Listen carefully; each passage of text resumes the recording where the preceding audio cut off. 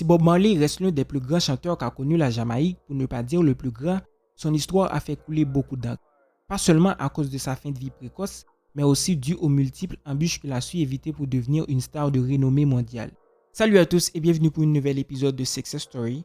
Sur cette chaîne, je vous raconte des histoires de stars, de personnes qui ont réussi dans leur vie. Comment t'en inspirer pour réussir toi aussi. Si t'aimes l'idée, n'hésite pas à t'abonner et on est parti. S'il a popularisé le reggae par-delà les frontières de la Jamaïque à la faveur de titres légendaires comme Could You Be Loved, Stir It Up, Is This Love ou encore Jamming, illustrant ainsi ses thèmes de prédilection, l'oppression, la mort et la spiritualité, il faut dire qu'il n'a pas eu la vie facile. La Jamaïque où est né Bob Marley obtient l'autonomie interne en 1944, elle joint la Fédération des Indes occidentales à sa création en 1958, avant de devenir complètement indépendante 4 ans plus tard. Fils de Cedella Malcolm, paysanne noire de 17 ans, et du capitaine Norval Marley, un blanc âgé de plus de 50 ans, Robert Nestor Marley est né le 6 février 1945 à Sainte-Anne en Jamaïque. La ville de Sainte-Anne est alors une ville de quelques milliers d'habitants et se situe sur la côte nord de l'île. Mais en 1945, la vie en Jamaïque n'était pas si facile qu'on le voudrait.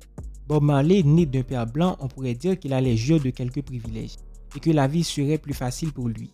Mais hélas, son père ne fait que quelques apparitions dans sa vie et meurt alors que Nista n'a que 5 ans. Il grandit entouré de son grand-père et d'un oncle, tous deux musiciens amateurs. Nista, comme l'écrivait sa mère, a décidé d'être chanteur.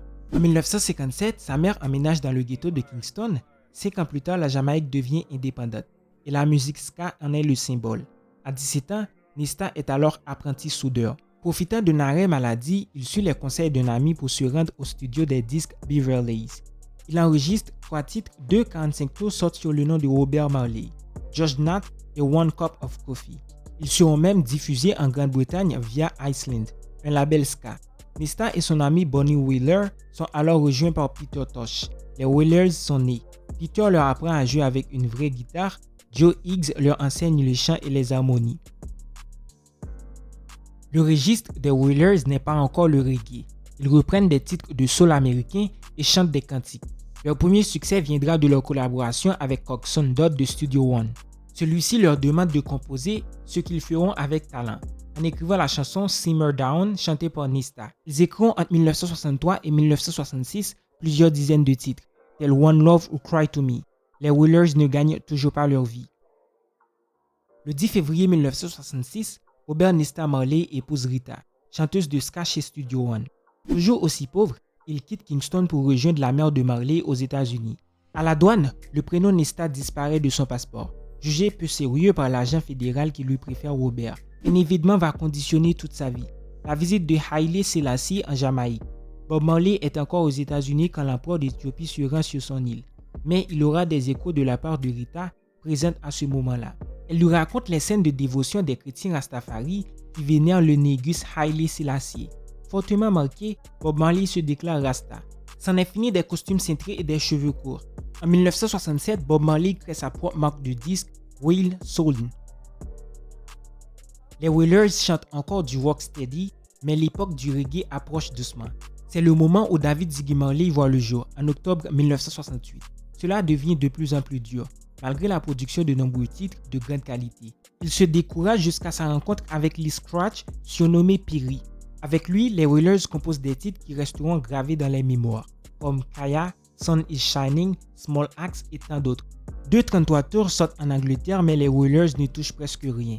Peter Tosh, Bonnie Wheeler et Bob Marley fondent alors les disques Tough Gang.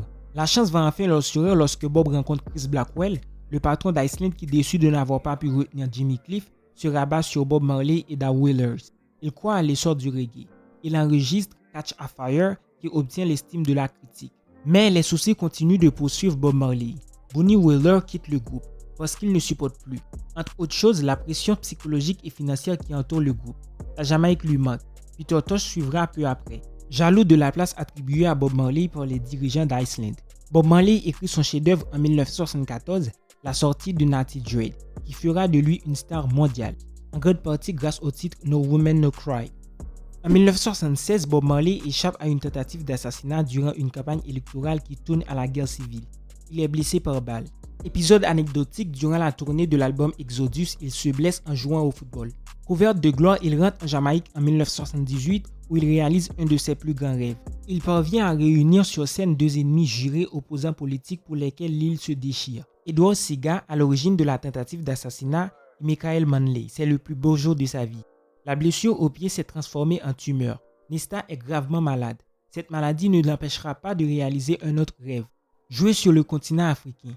Le 17 avril 1980, il se rend à la cérémonie d'indépendance du Zimbabwe. Il donne un concert qui malheureusement tournera court. Toujours en retrait aux États-Unis, l'album Uprising lui ouvre les portes du succès américain. En septembre, il joue en première partie de Lionel Richie au Madison Square Garden. Le lendemain, il est pris d'un malaise. Il n'a plus que quelques semaines à vivre. Son mélanome s'est étendu aux poumons et au cerveau. Il garde son mal en secret et joue une dernière fois à Pittsburgh le 23 septembre. Il meurt à Miami auprès de sa mère et de quelques-uns de ses 12 ou 13 enfants. Avant de mourir, il dira à son fils Ziggy, « L'argent ne fait pas la vie. » Personnellement, merci à toi Bob Marley pour toute cette richesse que tu as donnée à ce monde si pauvre. C'est déjà la fin de cette vidéo.